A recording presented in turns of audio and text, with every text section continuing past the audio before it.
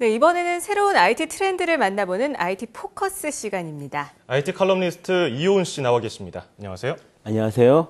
네, 오늘은 어떤 IT 트렌드를 알아볼까요? 예, 요즘 그 스마트폰 시장이 아주 꽁꽁 얼어붙었습니다. 예. 근데 이 꽁꽁 얼어붙은 스마트폰 시장을 녹여줄 것 같은 새로운 스마트폰들이 1월에 줄줄이 출시 대기 중에 있습니다. 예. 그래서 네. 오늘은 이 신상 스마트폰들이 어떤 제품들인지를 한번 좀 살펴볼까 합니다. 네, 이번 달에 스마트폰들이 꽤 많이 출시가 되나 봐요. 예, 그렇죠. 일단 국내에 출시되는 스마트폰만 해도 약 5가지 정도가 됩니다. 예. 네. 삼성전자에서 4제품을 출시하고요. LG전자에서 한 제품을 내놓을 예정인데요. 여기에 더해 해외에서도 좀 독특한 타입의 스마트폰들이 차례차례 출시되어서 눈길을 끌고 있습니다. 네, 네. 그럼 국내에서 제일 먼저 출시되는 스마트폰은 무엇일까요? 예, 일단 삼성전자에서는 이번 1월에 4종류의 폰을 출시할 예정에 있습니다.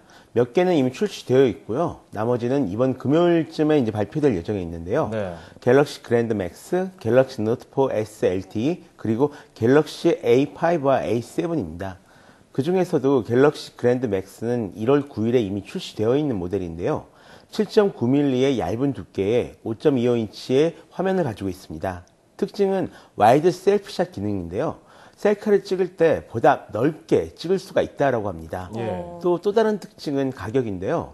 크기는 크지만 상당히 저렴한 편입니다. 네. 원래 자급제용으로 기획되었기 때문에 출고가가 한 32만 원 정도에 불과하고요. 예. 통신사를 끼지 않고 직접 구입하실 때에도 37만 원 정도면 와, 사실 수가 있습니다. 가격이 꽤 예, 괜찮네요. 그렇죠.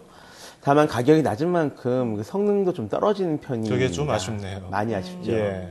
또 다음 제품인 갤럭시 노트 4 S LTE는 사실 처음 발표되는 스마트폰은 아닙니다.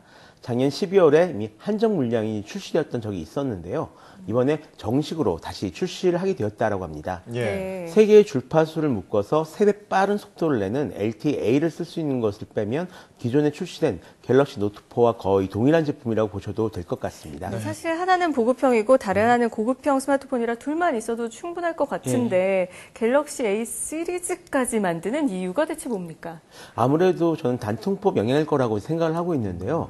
보급형과 고급형 사이에 있는 중저가형 시장을 공략하기 위해서가 아닐까 생각합니다. 예. 지금 한 대는 30만 원대이고요. 또 다른 한 대는 90만 원대라서 가격 차이가 좀 상당히 크잖아요. 그래서 갤럭시 A 시리즈는 50만 원대의 제품으로 출시가 됩니다. 이 정도 가격이면 보조금이 적어도 좀 구입하기가 좀 수월해지거든요. 예. 네. 사실 이 제품들도 솔직하게 말씀드리면 이번에 새로 발표된 폰들은 아닙니다. 작년 말에 다른 나라에 먼저 출시되었던 그런 폰들인데요. 풀 메탈 디자인을 가지고 있는 데다가 갤럭시 시리즈 중 가장 얇은 6mm대의 두께를 자랑하는 스마트폰입니다. A5는 5인치, A7은 5.5인치 크기의 화면을 가지고 있고요. 성능은 1년 전쯤에 출시되었던 고급 스마트폰들과 좀 비슷하다 이렇게 보시면 될 것 같습니다. 네. 휴대폰 처음 바꿀 때는 이번에는 한 3년 쓸 거야 이렇게 마음 먹었는데 꼭 이렇게 신제품 나오면 마음이 흔들립니다. 네. 많은 분들이 그러시죠. 그렇죠. 자, 삼성의 영원한 맞수 LG전자에서는 어떤 폰을 내놓습니까? 예, 이번에 LG는 화제의 중심에 있는 G 플렉스 2를 1월 30일에 출시합니다. 네. 이 제품 같은 경우에는요, 플렉시블 디스플레이를 채택해서 스마트폰 자체가 휘어져 있는 것이 특징인데요. 예. 지난번에 나온 1세대 휘는 스마트폰의 단점을 상당수 개선했다라고 합니다. 먼저 화면 크기를 6인치에서 5.25인치로 좀 줄여가지고요. 손에 쥐었을 때 느껴지는 부담감을 좀 많이 줄였습니다. 그리고 앞면, 그러니까 얼굴에 닿는 면과 이 손이 닿는 뒷면의 휘어짐을 서로 다르게 처리해서 좀 사용감이 좀 좋아졌다라고 하네요. 사실 이 휘어지는 스마트폰은 잘 깨지지 않을까 이런 걱정이 앞서거든요. 이 단점이 좀 개선이 됐을까요? 사실 이런 그 플렉시블 디스플레이를 채택한 제품의 진짜 장점이 휘어진다는 것보다도 잘 깨지지 않는다는 것에 있습니다. 실제로 웬만한 상황에서는 좀 집어 던져도 깨지지 않을 정도로 단단함을 자랑하는데요. 네. 문제는 이제 이 점만 가지고는 판매하기가 좀 어려우니까 일종의 판매 전략으로 이 스마트폰을 휘어놨다고 보셔도 그리 틀리진 않을 것 같습니다. 네. 게다가 휘어놓으면 아무래도 굉장히 독특해지기 그렇죠. 때문에 그 점을 노린 건 아닌가 그런 생각도 하고 있고요. 왠지 부품비도 깨졌을 때 더 네. 비쌀 것 같고 그런 생각이 들긴 하거든요. 근데 정말 안 깨집니다. 제가 예전 제품을 갖다가 발로 밟고 정말 예. 집어 던지고 이랬던 적이 있었는데요. 발로 밟아요?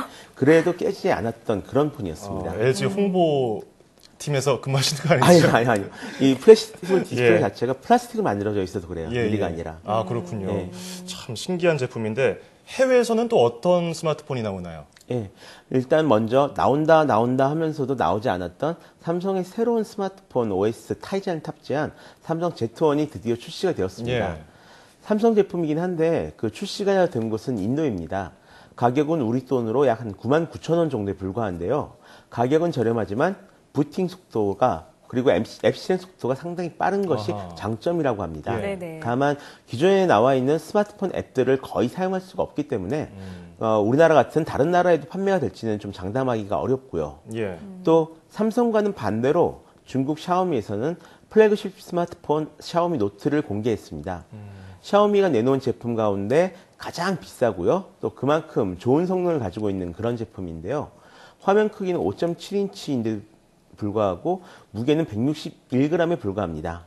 비싸다고 해도 또 그리 비싸진 않은 폰인데요. 한 40만 정도 주시면 사실 수가 있습니다. 예. 그래서 네. 애플의 카피캣이자 좀 차세대 애플이라고 불리는 그런 회사의 제품이라서 과연 얼마나 많이 팔릴지 주목받고 있는 상황입니다. 사실 새로운 제품이 꽤 많이 나오는 것 같은데 네. 완전히 새로운 느낌은 아니다 이런 마음이 드는데요. 뭔가 보다 발전된 형태로 앞으로 더 스마트폰이 진화할 수 있을까요? 재미있는 소식이 하나가 있습니다. 바로 얼마 전에 구글에서 발표한 내용인데요. 조립식 스마트폰을 만들려는 구글의 프로젝트, 그러니까 블럭처럼 부품을 붙여서 만드는 이 구글의 스마트폰 프로젝트가 프로젝트 아라라고 하거든요. 예. 이 프로젝트 아라의 구체적인 발표 일정이 공개되었습니다. 지난 10월에 열린 구글의 아라 개발자 컨퍼런스에서 알려진 내용입니다. 올해 안에 푸에르토리코에서 정식으로 출시될 예정이라고 합니다. 예. 아무래도 조립식 컴퓨터처럼 가격이 많이 내려가지 않을까 기대가 됩니다. 자, 지금까지 1월에 나올 스마트폰에 대해서 이야기를 나눠봤습니다. 지금까지 IT 칼럼니스트 이효은 씨였습니다. 고맙습니다. 고맙습니다.